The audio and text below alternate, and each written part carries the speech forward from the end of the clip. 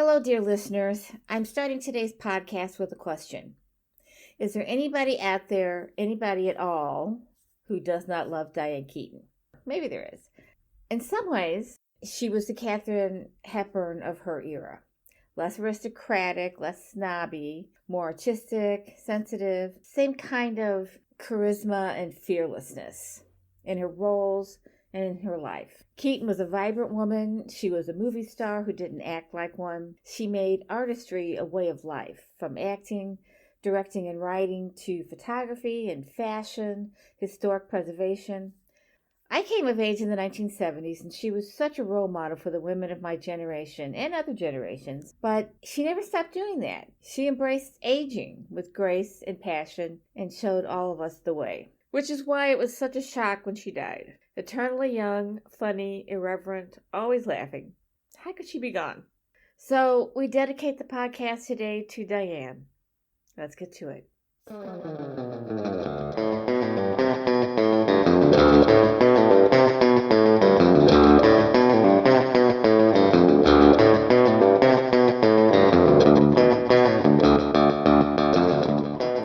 Hello and welcome to Woman Inherits the Earth, a mother-daughter podcast about the representation of women in movies and television. I am Tess Adair, a writer and the author of the paranormal mystery series The Karanzan Chronicles, and Beth's daughter. And I am Beth Von Barron, Tess's mother and also a writer. In the podcast today, we are discussing Something's Gotta Give. The movie came out in 2003. It is 2 hours and 8 minutes long. Distributed or produced, I guess, by Columbia Pictures. Written and directed by Nancy Meyers. Starring Jack Nicholson, Diane Keaton, Keanu Reeves, Frances McDormand, Amanda Peet, Jon Favreau, and Paul Michael Glaser. There's also a bit part in here in the opening scene with the quote-unquote beauties with Vanessa Trump, who is a model and the ex-wife of Donald Trump Jr. She used a different name then, and I never did figure out which one was her because they kind of all looked alike to me. Lots of good music in this too. Earth, Wind & Fire, Jimmy Cliff, Paul Simon. Do you have a summary? Yeah, I'll do the summary. I'm going to basically read the IMDb summary and then elaborate on it a little bit. The IMDb summary says, a swinger on the cusp of being a senior citizen with a taste for young women falls in love with an accomplished woman closer to his age. That's sort of accurate, but to be a bit more clear about the plot, Jack Nicholson plays the old swinger, and he starts dating Amanda Peet, whose character's name is Marin, and Marin is Diane Keaton's character's daughter. So he starts dating this woman's daughter. She's not yet 30, implied by some of her lines. When Marin is talking to Harry, she tells him that she knows that he never dates women over 30, implying that she's under 30. And they go on a trip to her mother's house in the Hamptons for the weekend. And while they're there and basically getting ready to have sex, her mother appears and thinks that Harry is an intruder. And through a series of events, essentially Harry has a heart attack later that night, and Diane Keaton's character Erica gets pushed into letting him stay with her while he recovers, and they kind of fall in love. Meanwhile, there's also a subplot where his doctor, played by Keanu Reeves, his character's name is Julian, is also very interested in Erica. We don't really get a lot of background on this character apart from the fact that he's a doctor, but he was a big fan of, she's a playwright and he's a big fan of her plays, and he basically just like falls in love with her as soon as he sees her.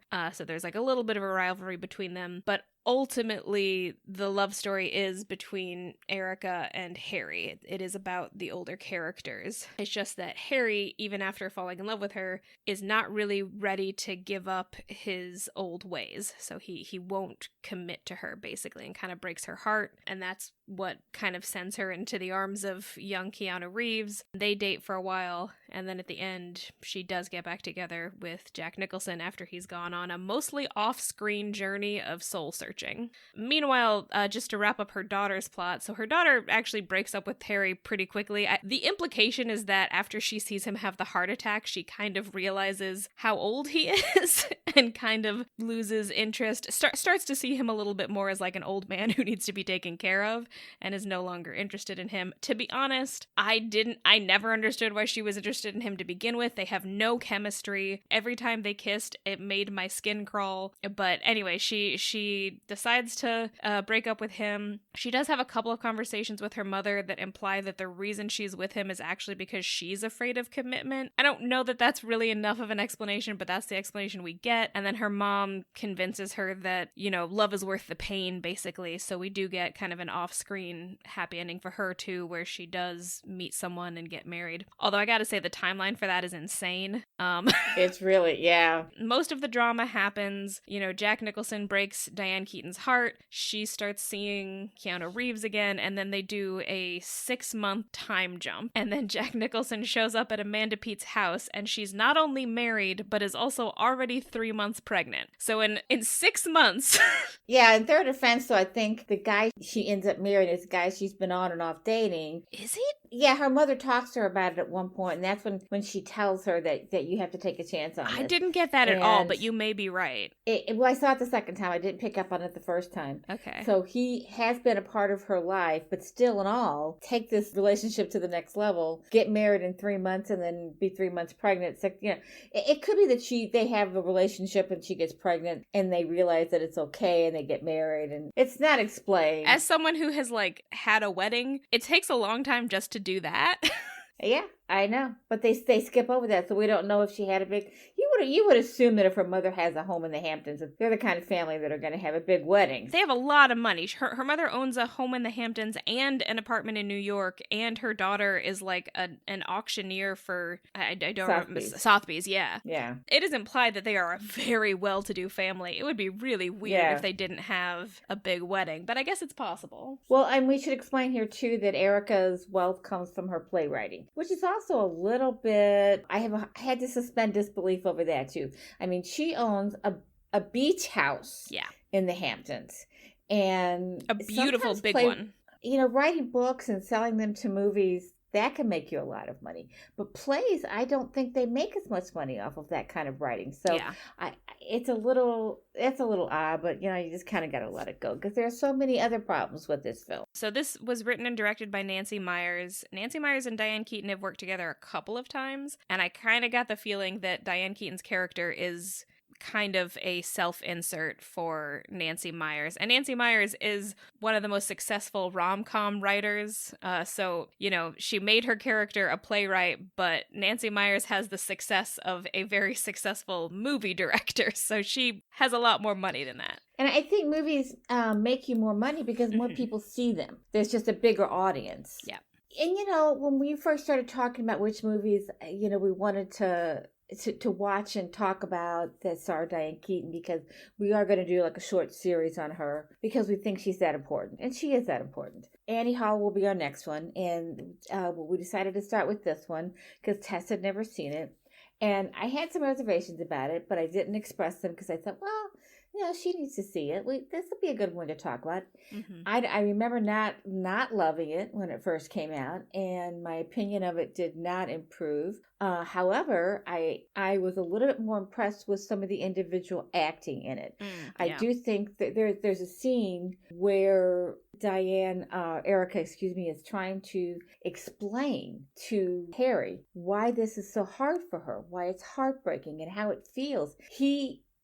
His body is telling him that he's heartbroken too because he's crying, and he's having emotions that he's never felt before, and he doesn't recognize them, which makes you think that how did somebody get to be in his 60s and not understand how love feels and how emotional it is, how it hits us at such a deep level. But apparently he has not had that experience. So she's trying to describe it to him at one point. And as much as I don't like this movie, I don't know that I've ever seen Diane Keaton do a better job. Yeah. She was amazing. There were all these different emotions and expressions on her face, and the camera stayed with her for a very long time.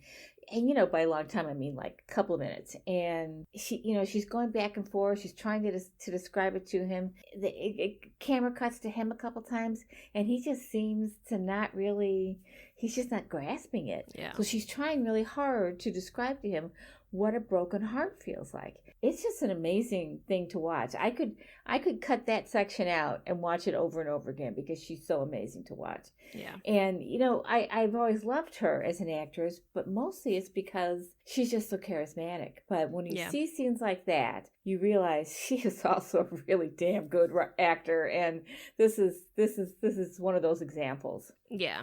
And she was nominated for an Academy Award, and she did win a Golden Globe for this performance.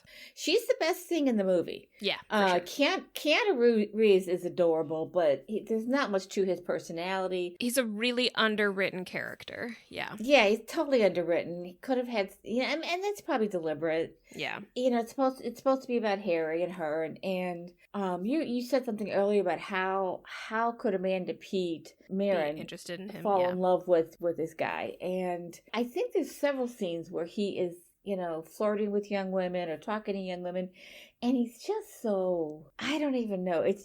I'm watching it almost feeling a little bit of cringiness, because Nicholson is a good actor. He's pulling this off really well. This may have been his last really good role where he actually had to act and not just play himself, over and over again, although he's done that throughout his career. But he's particularly good in this movie in that he really hates this guy. And, except for when he's played like mobsters, he doesn't usually play characters in like lighthearted movies where you hate him. When they get married or when they get together at the end, and spoilers, sorry, late on that, but yeah, it's a rom-com, they're gonna get together. But when they get together at the end, you're just like scratching your head. Yeah. You see the appeal. You see the appeal for them because they are both incredibly charismatic and they're both smart. His character is incredibly smart and interesting and funny. And when they are together, they clearly have a chemistry that he doesn't have with the younger women.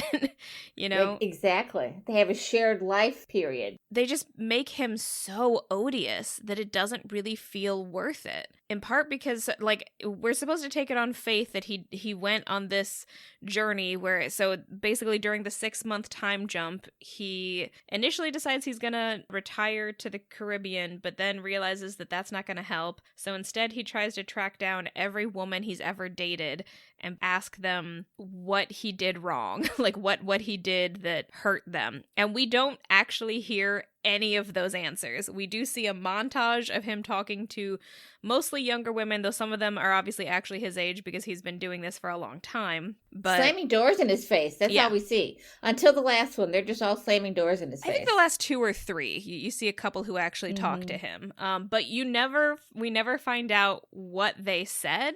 So sure, he definitely ate some humble pie with the door slammed in his face. But as far as we know, they may have just said you forgot my birthday. We don't know what the substance is that he goes through. So even though when he comes to her, he's clearly trying to be really humble, I don't know. It was a little bit hard for me to believe that he was truly reformed. And even if he was, I kind of don't care because to me, he's so odious that I don't really want him to be forgiven, especially when by the time they get back together, Erica has been in a relationship with Julian, the doctor, for this whole 6-month time span. I guess I should say I am not the audience for rom-coms. I don't tend to like them very much. Same here, yeah. There are probably a couple of examples, but I feel like a lot of rom-coms, basically you have a couple that seems like a good fit, and then one or both of them behaves horribly in order to create the conflict, and then at the end they have to get back together.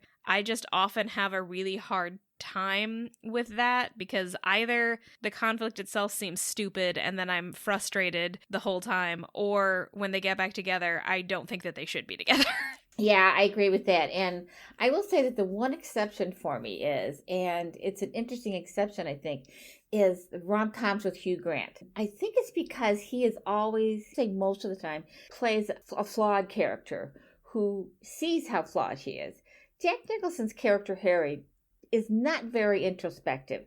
He does not really understand himself or what his flaws or why he is the way he is. He just says, this is the way I am. The crazy thing in this movie is that all these young women are so attracted to him. Mm-hmm. I mean, you can expect that up to a point where maybe he's in his 40s, maybe even his early 50s, but this dude is in his mid-60s. And these 22-year-old women are still wildly attracted to him. So the only thing I can think of is, and he is an attractive man, but he's old enough to be their grandfather. So the only thing I can think of is that has been a very successful businessman. He is, yeah. He's built and sold multiple businesses. He's got a lot of money, and it seems to you that a lot of these young women are, models or starlets or whatever you want to call it, and maybe they see him as a ticket to a better life for them, even though they have to know his reputation that he's not going to marry them. This is actually one of the things that I wanted to talk about the most, and I have a couple of opinions about it. Like you've said, what we're talking about is the fact that Harry has dated a series of much younger women, and they get progressively, more younger than him as he gets older. Mm-hmm. Right. And this is, this is a reflection of some of reality. There are absolutely plenty of men out there who actively go after younger women, no matter how old they get. That is a thing. And I think for a long time, and especially still at this period of time when this film was made, we didn't necessarily see that as a good thing. But I think a lot of society did not really view that as insidious as it actually is. And I think in the last couple of years, there has been more of an awakening to how gross this actually is.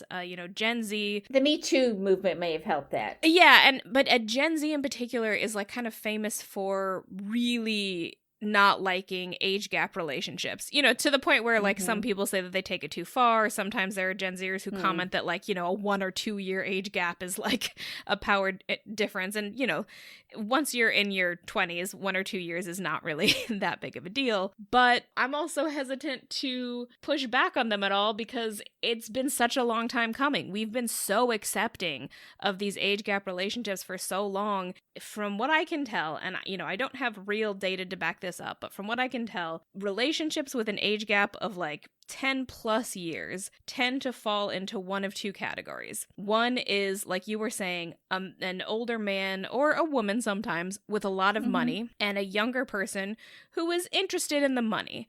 They're not, disinterested in the person, but ultimately they're there for the money, sometimes on an almost professional level. But then the other category is just straight up predatory. It's men who are finding really young women who have either never been in a relationship at all or have never had a serious relationship, basically trying to find women who are essentially still unformed in order to control them as much as possible. And I've read a lot of accounts from women who are in these relationships, and they're always really unbalanced. It's always this older man who acts like he knows everything and is basically using her youth and naivete to get away with all kinds of behavior and, for one thing, push all the domestic labor onto her and basically get away with murder. And, a lot of the time, these men have tried dating women their own age, but women their own age will push back on this behavior because they know better and they want to be treated well. But, the young women, and I'm talking sometimes these women are barely legal. And they basically just want to be loved, and they don't know any better. And the thing is, I really feel like most of these relationships fall into one of these two categories. I think it's very rare that something else is happening. And again, I'm talking about an extreme age difference. If it's less than 10 years, then sometimes you just do meet someone who's 5 or 6 years older than you and you get along. That can happen. Although if you're 15 and you're meeting a 20-year-old, there is still a power difference. It depends on how old the younger person is. Yeah. When I think about back to when I was 22 years old, I cannot imagine dating or having sex with a man who was 40 years older than me. It's creepy, and it was just unimaginable. 10 years is a lot. I actually did date a man who was 33 when I was 19 because I didn't know how old he was. And when I found out, it freaked me the F out, let me tell you. Yeah. And that to me is a realistic response. Yeah. And it's hard because it's Jack Nicholson. If it had been anybody else, and that's probably why this movie was so popular, because it was Jack Nicholson and Diane Keaton. And actually what I was going to say is I think the film really downplays how creepy this guy would be in real life. Even though he does come off as creepy, the film does not pose him as a predator, right? It just poses him as kind of like a lecherous old man, and it also kind of posits that it's like normal or like common for men to do this, and it may be common, but that doesn't mean it's normal, and that doesn't mean it's okay. It's not normal. And that's the other thing. We could have a discussion about that. The psychology behind this man's inability to relate to women his age until he meets Diane. There's something going on there. I mean, this is a guy who she just has never, he's a Peter Pan. He's never grown up. And he's forced to grow up because he has to figure out deal with his emotions. Yeah, because he almost dies. Like the heart attack is kind of our inciting that incident. Too. Yeah, he almost dies, and then he has these emotions that he has never felt before. Really? You've never loved anyone? You're in your mid-60s and you've never loved anyone? Really? Yeah, that's sad. How is that possible? Yeah. If it is possible, like, it kind of makes you kind of a psychopath. He is a bit of that. Well, so that calls into question Erica's assessment, excuse me. But then, like you said, there are moments where you see it. You see what's happening. They connect to each other. They've had similar life experiences. They're about the same age. And they have a lot in common. Their conversations are fun. Yeah. They laugh. He makes her laugh. And he helps her to open up. Well, let's talk a little bit about Erica's character. She went through what I have to assume was a painful divorce from Paul Michael Glazer's character. We don't see a lot of him. We don't know what happened in their marriage. It's not a lot of history, like you said earlier. But it had happened. And she has been what she calls a closed-up woman for a long time. I would assume, at least a decade. And she hasn't allowed herself to even contemplate the idea of being sexual or sexy. Even though you look at her and my God, she's gorgeous. She's very sexy. And actually, Diane Keaton was 67 when she made this movie. And that's the age I am now. And I do not look like Diane Keaton, let me tell you. She looks amazing, yeah. She is truly amazing in this film. And, she never had work done. And she's like the poster child for that. She's the one people point to, And in the last couple of years, she was very, much more wrinkled. But she was in her upper 70s. Yeah. And at 67, she's taken really good care of herself. So she's just gorgeous in this film. But what he does for her, their characters connect so well that she's able to open herself up to the possibility of love again. And even though she would rather have it with him because he is her age and he does have her, age cohort outlook on life, she realizes that he's not going to change. Yeah. She goes ahead with the relationship with a much younger man. And I mean 30 years younger. She talked about him being 20 years younger. But he's 30 years younger than her. Yeah, well, they're kind of vague about her age. They're very explicit that Harry is 63, but they never say exactly how old she is, which is interesting. Well, at the time that the movie was made, I think I looked it up, she was 67, and Keanu was 37. Yeah. So he's playing very close to his age. His character is 36. 36, yeah. There are some distinct differences in her relationship with him than compared to Harry's relationships with the younger women. First of all, she's not actively going after younger people. No, exactly, yeah. He very much is the one who pursues her, and she's very hesitant, and she points out to him, I'm much too old for you. And also, he's 36, not under 30, and that is a difference. That's pretty close to my age right now, and I still wouldn't necessarily be interested in Jack Nicholson, but I do see the appeal of Diane Keaton's character, Erica, not just because she's incredibly beautiful, but also because she's so accomplished and witty, and when they talk, they have good repartee. You can see why he's taken with her. Also, I feel like Keanu Reeves is underrated as a romantic actor. He does a very good job of showing on his face how taken with her he is. But I also have to wonder, how did a man that attractive get to the age of 36? He's a doctor. He's successful. He's really good with his patients. How did he get to that age unmarried? That is a good question. there's something going on there too. I think not just unmarried, but he kind of implies that he's never had a serious relationship at all either. Never had one, yeah. Yeah. And I have heard doctors say that it takes them so long to get into their career. Yeah. And it's 24/7, all-encompassing commitment that sometimes if they don't find somebody before they start medical school, it doesn't happen for a long time. So, and I understand that.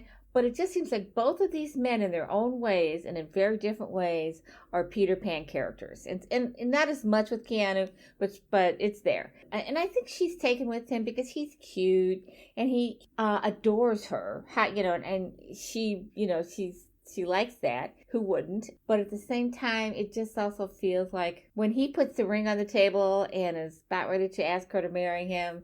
Well, of course, we've missed the whole 6 months leading up to this. But it just felt like, really? I mean, also, he's such an underwritten character. Like, we know he's a doctor. Yeah. And we technically know that he's never had a serious relationship before, but we don't really know why. Basically, his whole character is just young guy who immediately falls in love with Erica, and that's it. He doesn't really get to have anything more interesting because he's clearly been written to not be the main love interest. He's, one of the obstacles. Keanu Reeves is, giving the performance all that he can, but that's not enough to make up for the lack in writing. Yes, and I will say that one thing the film does well, is to explore the nature of how romantic love develops. I don't think we feel that it really has developed between Julian and Erica, except for in a one-sided manner. He's really in love with her, but we see how it develops between the two older characters, and it is something that happens that should develop over a period of time. It should involve laughter and conversation and shared interests and shared outlook on life. And she has all that with Keanu. Well, she has it with both men, I guess. But he also has her on a pedestal. And Harry does not. Yeah. And that's a good thing. Because you should never, the apple of your eye should never be on a pedestal. And yeah, I mean, I do think the fact that he starts off as a fan of her writing is not a good way to start a relationship. Yeah. I mean, kind of a weird example, but Kevin Smith has talked about the fact that his wife didn't really know who he was when they first met, and how he has always considered that to be an important part of their relationship, that she doesn't really take him as seriously and isn't devoted to him the way his fans are. I think that's a great example. Yeah. And actually it brings me back to Hugh Grant and his character in Love Actually, who is the Prime Minister of England and falls in love with a young secretary assistant working in his office. And she's also she's at least 15 to 20 years old. I think that movie's incredibly problematic, but go on. It is problematic, but she doesn't fall in love with him because he's the prime minister. There's something in his character that appeals to her, and vice versa. There's something. So I think that's an important thing. If you fall in love with somebody, like as Keanu Reeves' character does for Diane Keaton, based on who you think they are but not who they really are, that's problematic. And of course, we don't know how the relationship went over the 6 months that we were not watching. And this is one of my issues with rom-coms generally, and I know it's a film, so they sort of have to use shorthand, but when she does eventually leave Keanu Reeves for Jack Nicholson, she is leaving a relationship that is developed over 6 months for a relationship that was basically a week long. And I just feel like in reality, that would kind of make her a terrible person. I think the 6 month skip is a bit of a trick on the film's part, because we don't see, we see on screen much more of the development of her relationship with Harry than with Julian. So even though we know canonically she was with Julian for 6 months, the audience is not going to feel that as viscerally because it was off screen. It's just the reality of the situation is that she was developing this relationship for 6 months. And, they say that Julian actually breaks up with her because he sees that she's still in love with the other guy, which again happens off screen so that we don't have to actually deal with his heartbreak. But the reality of the situation is that she left a relationship of 6 months for a guy that she basically had a one-night stand with. Like, if I knew that person in real life, I'd be like, are you serious? What are you doing? Like, that's an insane decision. And this is kind of my thing with rom-coms, is that they really want to push this narrative, first of all, that soulmates exist, and that there are some people that you'll meet and you'll just instantly connect, and that'll be more important than anything else. The reality is that relationships take time and commitment, and love is an ongoing action, not a thing that happens to you. Yeah. My relationship with my partner does in fact get more meaningful every day that we're together. Yeah. We had a really good instant connection, but the relationship did not have the meaning that it has until we had committed to each other for a period of time. And the longer that time continues, the greater that commitment is and the more meaningful that relationship is. That's what love is. Not this weird idea that you're just going to instantly connect to someone. I mean, Jack Nicholson even says at one point, soulmates, and I hard rolled my eyes. I really hate the idea of soulmates, and I really feel like this tendency that rom-coms have pushes an idea of love that is not only unrealistic, but is kind of toxic. It kind of gives people an excuse to behave in not very good ways. If you knew people in real life who acted the way rom-com people do, and there are people who act the way rom-com characters do, and they're awful. They're bad people. Yeah, I would say, though, that they do hit on a couple of things. I think, it's hard to do it when you only have a week to work with. I think Nancy Meyers, made an effort to draw the connections out for us. But you're right. It's you have to suspend disbelief because it's a week. But there is one part of it that worked for me. When after they have sex and they have talked about this before, about how he doesn't like sleeping with other people. He's had lots of sex with young women, but he's never slept with them in the same bed. He likes his own space. And she actually has a completely different take on that, because after her divorce, she trained herself to sleep in the middle of the bed so it didn't feel so lonely. And actually, loneliness is a topic that I have been kind of fascinated with for the last 5 to 10 years of my life, because I live alone and I deal with loneliness, and a lot of older people do. And it's such an important health impactful condition, and people die from loneliness. They literally die because they don't take care of themselves. Our connections with other people. Well, that's what keeps us alive. That's the whole point. That's what does it for us. So her connection with her husband, and again, we don't know the backstory there. Yeah. So we don't know. We have no idea what happened, except that they still work together very closely. He produces her plays.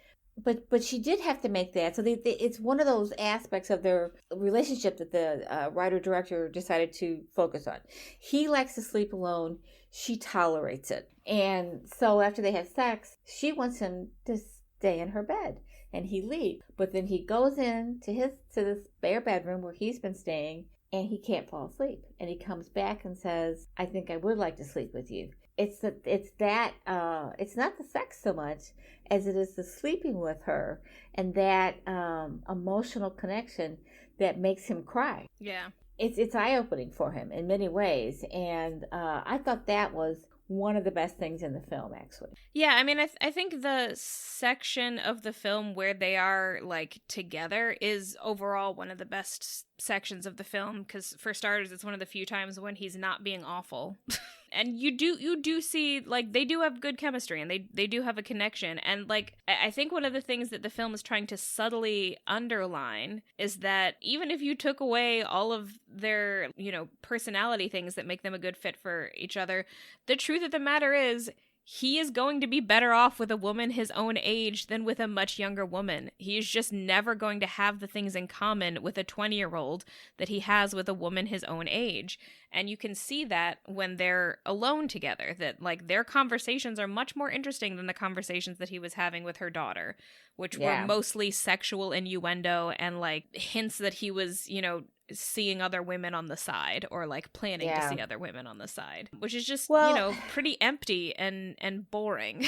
Well, and there's another issue here too, is that a lot of women end up living alone when they're older, and men not so much. So another part of the film that I think she gets right is that older men statistically seem to be able to develop relationships later in life, or maintain and keep the ones they have. Women who have lost a partner due to divorce or death often statistically do not remarry after a certain age. There's in the Middle Ages, in the 40s and 50s, it's not as difficult. Yeah. But once you get into your 60s, which is when you're more likely to lose a partner, it's much harder for women to create new relationships. It just is. And partly that is because, as you mentioned at the very beginning of our discussion, men like younger women. So yeah, I do think that's part of it, but I also think, and there have been some like polls that seem to back this up, when men get divorced or widowed, they lose domestic labor, basically. And a lot of men, especially from older generations, literally don't know how to take care of themselves, don't know how to run their house, don't know how to make their doctor's appointments in some cases. So they kind of need to find a new wife or they'll die. Their life will fall apart. Women, on the other hand, when they get divorced or widowed, have the opposite thing where they have lost a load upon them. They have lost a person who created a bunch of work for them. So for some women, and it's not all of them, but for some women, they don't want to rush back into marriage because they'd be rushing back into doing more work. And I do think that Erica hints at this a little bit, that she enjoys her alone time, I mean, yes, she did. She is lonely, but she also enjoys, she loves her house. She has the beautiful house in the Hamptons, the beautiful apartment. She loves redecorating it. She loves her space. And I think for a lot of older women who, were living in this culture that pushed them to get married immediately and then pushed them to do all of the domestic labor, it's kind of a relief to have some time by yourself, which doesn't mean that you're not going to get lonely. But for some people, loneliness is the price of not having to work themselves into an early grave. But I do agree it's both. It is. There are also men who definitely...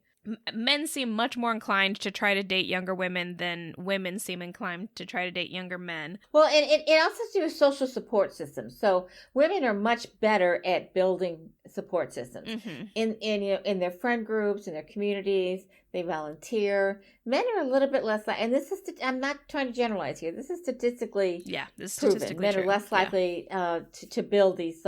And that's why a lot of times men die younger, unless they have managed to find a new younger wife who will do their laundry. And that's also why there's so much talk right now about the quote unquote male loneliness epidemic, which is honestly misleading. It is actually a general loneliness epidemic. All people are lonelier now than ever. Thank you. The people that I know who are not married are the ones who are experiencing this kind of loneliness situation, and they're men and women. It's not just men. It's happening to everyone, and not to be this person, but a lot of it is because of our phones. I think the internet is overall a great thing, but the fact that so much of our lives are online now, it just disincentivizes people from meeting up in person. It makes all of us lonelier. We're all carrying around this box in our pockets that is basically an addiction machine. And you can so easily lose hours of your life to staring at apps online. And that's not good for you. That's not going to make you feel any less lonely. But for some people, it feels like it is their only way to connect to their friends because we're all online and that's where you send your messages. But sending off a little written message is not going to do the same thing for your brain chemistry as actually talking to another person.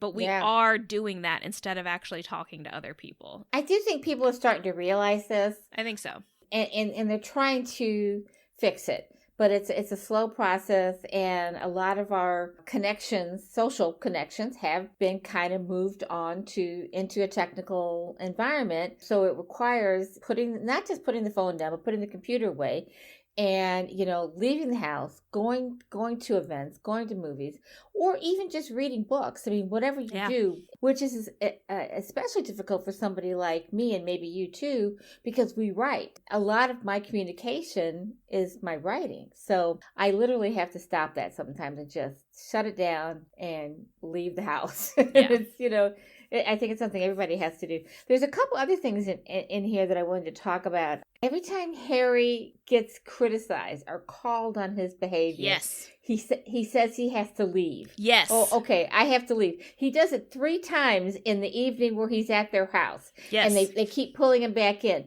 And it's like, and they beg him to stay. And he's been called, I guess he's been called in the media because he's kind of a socialite, an escape artist. Well, he's literally an escape artist. He literally leaves if they call him on his behavior.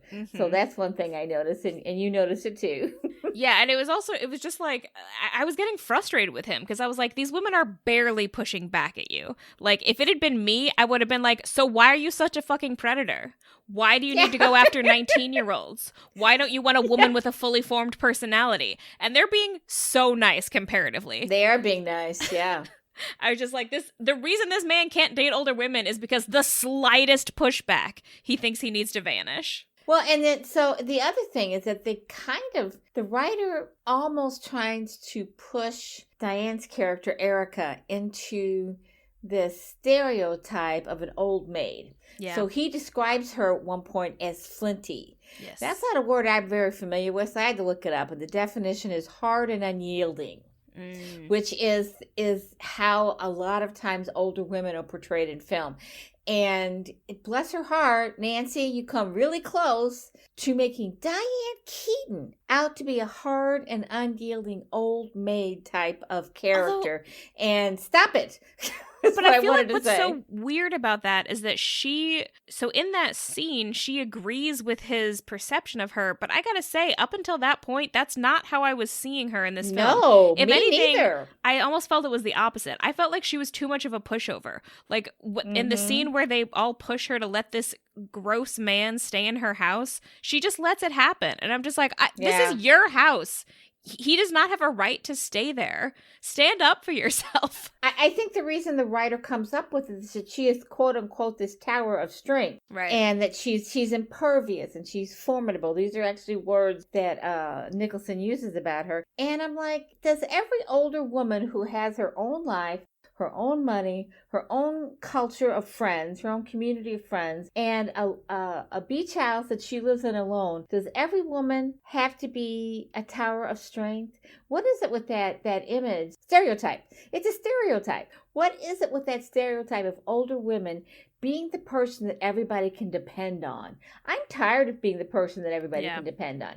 And I have been for a very long time. And a lot of women are. And it's just not, what you're doing is you're saying, oh, I don't want any of the responsibility here. You take it, but aren't you wonderful for taking it? It's a sham. And it lets men off the hook. Exactly. Yeah, when we position it that way, we're implying that these women are just naturally so strong and this is just what they would do anyway. But that's not true. The reason so many older women have to be so strong is because the men aren't doing their half. Literally, like men who don't know how to schedule their own doctor's appointments. Like these are actual stories. The men are just, apart from money making work, they don't have to do anything. And once you reach a certain age, once you reach retirement age, men get to retire, but women never do because the domestic work never ends.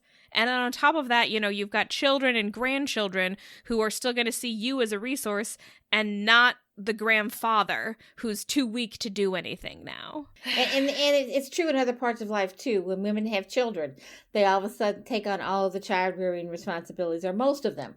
And that is changing. I do think it's changing. Younger generations have figured out that if men, and the thing is, it's as unfair to men as it is to women. Because if you don't learn how to take care of your children, then you don't really have a relationship with them. If you don't learn how to make your own doctor's appointments, what kind of human being are you? Yeah. I mean, it's not, that's not, they've been enabled to do this by somebody, either their mother or their wife. And I don't want to blame women for this, but they've been enabled by society in some way to do this. And it's not fair to them, but it's really not fair to women. Yeah. I mean, I've read a couple of stories about, like I said, men who can't make their own doctor's appointments. And it's so weird to me because, by the time I got together with my partner, we were both adults and had been adults for like a solid decade. Why would I have ever made a doctor's appointment for him? He can do it. He's been doing it, He's been doing it, yeah. There's 2 other things in here about Diane Keaton that I wrote down. She is naked for a brief second in the film. Is. And it's actually one of the most famous scenes in the movie, because when the previews, when you watch the trailers, this is the scene. You don't see her naked in the scene, but the implication is there that he has briefly seen her naked. And when you watch the film, it's about a second, maybe 2 seconds, where you actually see her very small breasts, and nothing else. They don't show her from the waist down, thankfully. But I have to wonder if that's the only time she's ever been naked in a film. I don't know. But it seems like she's made a really good career choice to not be naked in films, and good for her. I mean, that also implies that she's had a fair amount of power over that question, because, a lot of actresses are just pushed into it and are basically told that, like, either you do this or you don't get these roles, Yeah. And the other thing, we were talking about her acting earlier, not just in the scene where she's trying to explain to him what she's feeling and the heartbreak, but the expression on her face, and this is kind of funny, but it was also very moving, I thought.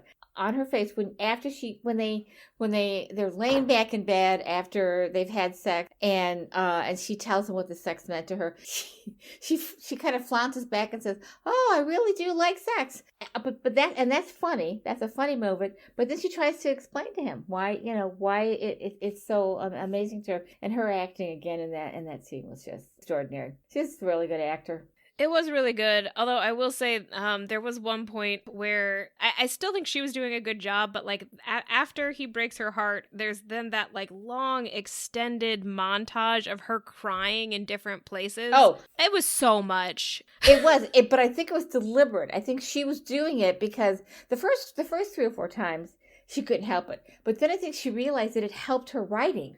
So I guess. She kept indulging herself. I think it was deliberate on the character's part. She would pull these feelings up so that she could write them. But here's the thing about that. That play is completely a story of their life. And she didn't make any effort to disguise the characters or to make it. I mean, she just basically that's journaling. That's not she art. Literally transcribes their conversations. She absolutely did. And that she's just writing a journal of their relationship. It wasn't really art, which I kind of had some problems with. Yeah, but... and I think we've talked about this before, but that's kind of a trope in movies where, and a writer character is basically just writing about their life, barely disguised or not at all disguised, and I really hate that trope. That's never how I've written anything.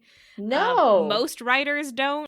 I mean, occasionally you'll find that you'll have a good line that you wrote or expressed to somebody. You might write that down, but it's not. Yeah. It's not a whole conversation. And plenty of writers take inspiration from real life, but that doesn't mean they're literally transcribing their conversations. And most writers are certainly not gonna write about their own personal experiences so straightforwardly, because you would so quickly alienate everyone in your life. Yeah. And sometimes that's part of the story when this happens in movies. Sometimes part of the story is that they're alienating people. I just find it both unrealistic and kind of boring because I've seen it enough times, and I'm just like, I'm sorry, like not every writer is like a messy asshole who just wants to piss everyone off in order to make a buck. It's a very like cynical view of writing. Yeah, it is very cynical. And the thing is, writers are writing this stuff and they know better. Yeah.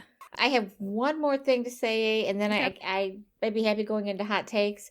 Frances McDormand. What a national treasure. I mean, if we weren't doing a series on Diane Keaton, and I would say, let's do one on Frances McDormand. And we should at some point. We should, yeah. She is just an amazing actor, and she's wonderful in this movie. Kind of very different from a lot of her other roles, which are more serious. I feel like this is one of the few roles I've seen her in where she actually kind of got to be pretty. I feel like a lot of the time they're really like dulling her down, but she was really beautiful in this movie. I remember seeing her beautiful, and at first I didn't recognize her, and then I was like, oh my god, that's Frances McDormand. She's so beautiful, and like you almost never see that in her roles. Well, she's long hair, and I think in her personal life she doesn't wear a lot of makeup, and she wears her hair really short and kind of flat. She doesn't try to make herself look like a beautiful actress. And in this role, they wanted her to be beautiful and sexy and smart and funny. Yeah. And she is all of those things, even though I think that for her is acting. Yeah. I mean, she is beautiful, but she doesn't play that up hardly ever. She was just really good in this movie. So, hot take? Yeah, let's do our hot takes. My hot take is going to be a little bit complicated to express. Basically, like I was saying earlier about Harry's character and him repeatedly pursuing age gap relationships, I honestly think that the film really downplays how creepy that is and how predatory. You know, it'd be one thing if the film just openly stated that he's able to do this because it's a financial arrangement, you know, that he's a rich guy and he's basically buying nice things for these women and that's what they're into. But the film actually goes out of his way to imply that that's not what's going on. You know, they make it seem like he's just able to attract these women, and they do that by using Marin, Erica's daughter, as, you know, the primary young girlfriend that we see. And she was born into wealth. She has a wealthy, well-connected family and has a nice job. So she obviously doesn't need his money, nor does she really want it. And they never get that explicit about why she's with him, except for this vague idea that she also doesn't want to commit. But they do kind of hint that she's at least a little bit to blame for the relationship by saying that she's this person who doesn't want to commit. And I feel like that's to help soften Harry's character. But both sides of that, both the fact that, you know, she's unwilling to commit and the fact that she's not, you know, someone who needs the money, that's there to establish that he is actually somehow able to attract these women. And I think in reality, that is not how it would go. It would either be a very predatory dynamic or it would be about the money. And I think that there are two things going on here on the writing side. I think on the one hand, I mean, you can't have him be a predator and have this be like a lighthearted romantic comedy. But I also think that there is kind of a fantasy element to this, with the idea that because you know Frances McDormand's character at one point lays out men keep going for younger women and that screws over older women. And, you know, she does have a point for sure. And I think that that's definitely one of the points that the film is trying to make. It's the best speech in the film, for sure. I think. But I almost think that it's going too easy on these men. And it's kind of dividing young women against older women. Yeah. Because it's not diving any deeper into why these younger women go for these older men. And I think part of that is because this is kind of a fantasy that if we, the older women, can just get these men in a room somewhere, we would actually be able to just convince them to have a normal relationship with someone our age. You know, it's this fantasy that, like, these men aren't just lecherous creeps. There's a good man under there somewhere, and if you can just get to it, then we'll unlock it, and older men will finally realize that they should be in relationships with women their own age. And that's, you know, that's a common rom-com thing. You know, it's a very low-stakes version of a fantasy, but, you know, Nancy Meyers has also said that the reason that so many of her films are set in these, like, really beautiful houses clearly owned by wealthy people is because she wants her female characters to be very clearly successful. And, you know, we've talked about how that's an element in Sex and the City, too. There's this element of the fantasy of being wealthy in the city. And I think that this is kind of part of what's happening here is a variation on that. This fantasy that if we can just talk these men into their right heads, they'll stop predating on these younger women. So that's part of it. And I think another part of it, and I don't know if this is conscious or if this is just, you know, this is just the society that we live in, but I think it's fully possible that this film would not have been made if they had made Harry any creepier. You know, if they had really delved into how gross this dynamic is, I don't know that even Nancy Meyers could have gotten this film made, because men don't want to see that.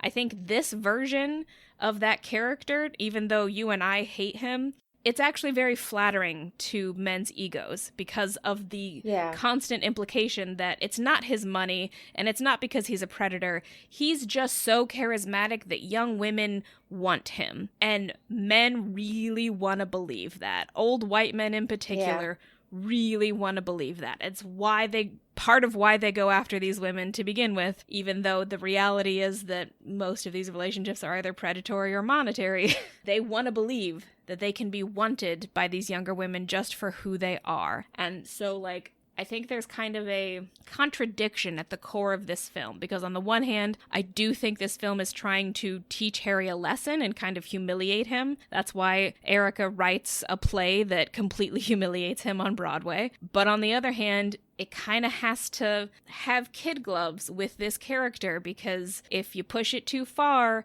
men are going to get offended at the implication that young women don't want to have sex with them.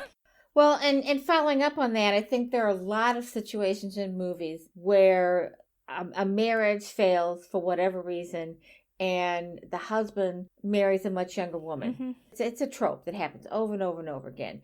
And his friends make fun of him. How are you going to keep up with her? And it all, to me, it's always seemed like a fear of aging for thing sure. in men. You don't, and maybe movies may make it worse because they don't do the opposite. You could name on one hand how many films have been made about a woman marrying a younger man, or having a relationship with a younger man. It just doesn't happen very often. And the first one that I can think of paints that relationship as predatory and awful. I mean, Thelma and Louise. They kind of have, you know, one of them, I can't remember the movie exactly, but one of them has, a relationship with Brad Pitt, and he's younger. And The Four Seasons was a movie made in the late 70s, early 80s. There's one of the main characters in there divorces his wife because she isn't alive enough for him. She is boring. She doesn't want to do fun things anymore. And so it's one of two ways. Either the marriage falls apart and he marries a younger woman, or he leaves the marriage because the woman isn't young enough for him anymore. She's settled into a way of life that is old, and to me it's always felt like these are men who are just afraid of growing up, or afraid of growing old. I don't know why that is such a popular story in Hollywood. I do think that is the way that Hollywood views it, and that's not really the reality. And I think the thing is that when a Hollywood writer is going to write about as we may call it, a May-December romance and or an age gap romance, they have to find a way to be sympathetic to the older man. And one of the ways to do that is to kind of position it as he's just afraid of getting old. He just doesn't want to get old. And I think the reality is that that's not actually the main reasoning among these men. I think they want a younger woman that they can control. And in both of the scenarios that I talked about, both predatory and monetary, in both of them, the man gets most of the control, either because he's molding the mind of a super young woman or because he has all the money. So the younger woman is basically doing a job for him.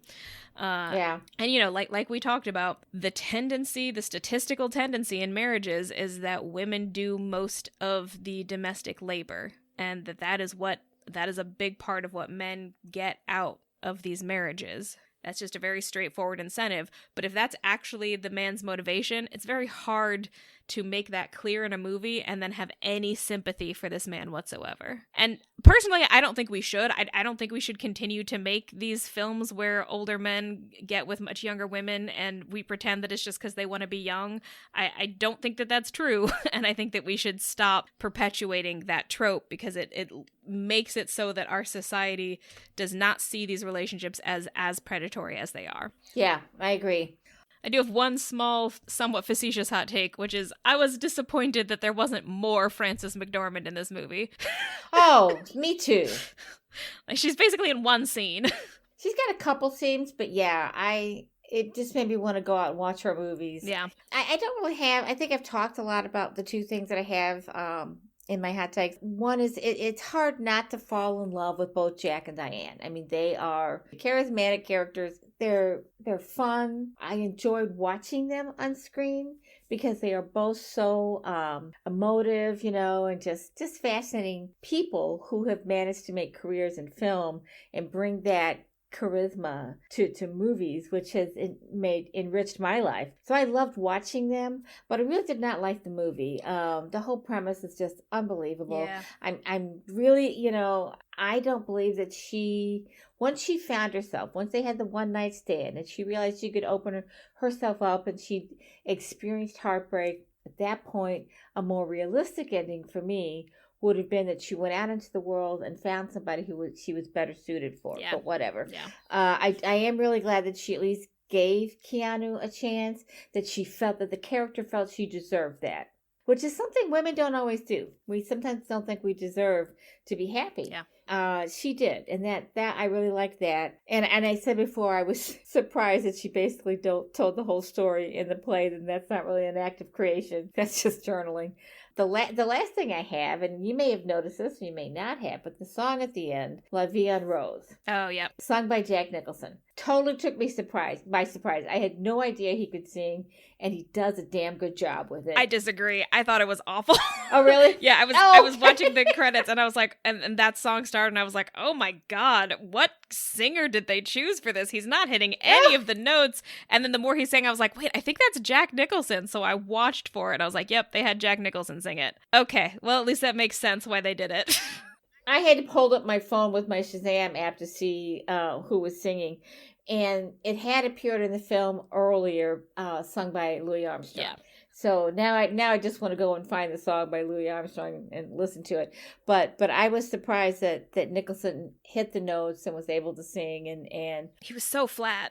I just couldn't believe he actually was able to pull it off. And what would have been better is if Diane sang it. Yeah, for sure. Whatever. Yeah. Okay, so that's all I have. Yeah, I think that's all I got. Okay, that, dear listeners, is all for today. This has been Woman Inherits the Earth, a discussion podcast about women and movies from the perspective of a mother and daughter. I'm Tessa Dare. You can find me at my website, tessadare.com, or you can follow me on Threads at author.tess.adair.